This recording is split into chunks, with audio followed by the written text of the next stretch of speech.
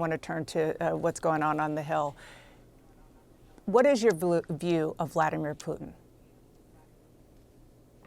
I think Vladimir Putin is an old school communist, a former KGB agent. He's not to be trusted, and he is dangerous. The way I view this is that China, Russia, Iran, and North Korea are engaged in a new axis powers, and they are not on America's side. Let's be crystal clear about that. You have to walk circumspectly in these perilous times on the world stage. But America is back. America is strong again, and that is good for us and for freedom-loving people around the world.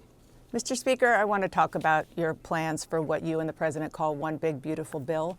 You had a big win this week in the House. You narrowly passed a key vote for that sweeping budget plan to do a lot of things, including extend Trump tax cuts, slash federal spending, at least give the parameters to do that.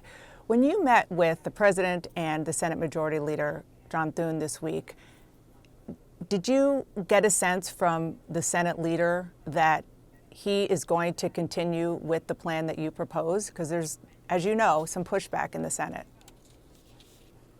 Well, there was a little initial pushback just on the strategy, but I'll say this very clearly. There is no daylight between the House Republicans and the Senate Republicans. We all have exactly the same idea and mission, and that is to deliver the America First agenda. The One Big Beautiful Bill is the vehicle to do that. And as Leader Thune has said, and Senator Lindsey Graham, Senator Ted Cruz, and others who were initially in favor of a different strategy, of a two-bill strategy, they acknowledge the importance of the House leading on this, I think. And I believe we're ultimately going to combine forces and get the One Big Beautiful Bill done. I think the effort is to get it done. The idea is to get it done by the end of April and get it to the President's desk for signature, because that will provide much needed relief to the American people, economic relief, stability for business owners and people who have to make decisions going forward. And in that same bill, Dana, will do all sorts of things. Make sure the border is secure. We will get American energy dominance going again.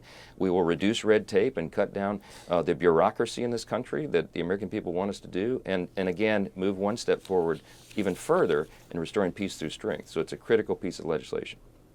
You met this past week with Elon Musk for several hours, I believe, on the White House complex. Did you talk to him about when you pass the bill to keep the government running, when at least you hope you will do so, that you will include cuts in that mirror what he is trying to do? Big cuts, in some cases almost eliminating agencies. Yes, we're going to need a few more weeks, maybe a month or more, to qualify and quantify and then codify what Elon Musk and the Doge effort is all about, and that is eliminating fraud, waste, and abuse in the government. He genuinely believes they may be able to find as much as $1 trillion, and that is going to make a big difference, obviously, in the budgeting for the federal government and the appropriations process going forward. Did he show you what he's doing? For the Yes, he has. He's shown me many of the examples of the outrageous abuses. And I'm telling you, Dana, when the American people understand what has been happening with our taxpayer dollars, that Congress has been unable to discern, even with our best oversight efforts, Elon has been able to crack the code. He's inside the belly of the beast of the bureaucracy, and the algorithms are crawling through the data constantly. And you are confident that things like 800 employees at NOAA, in the agency that is responsible for making sure that hurricanes at least are not as devastating because people know about it ahead of time, in states like yours of Louisiana, you're confident that those cuts will not end up hurting the American people? They don't go beyond the waste, fraud, and abuse that is understandable that you want to eliminate?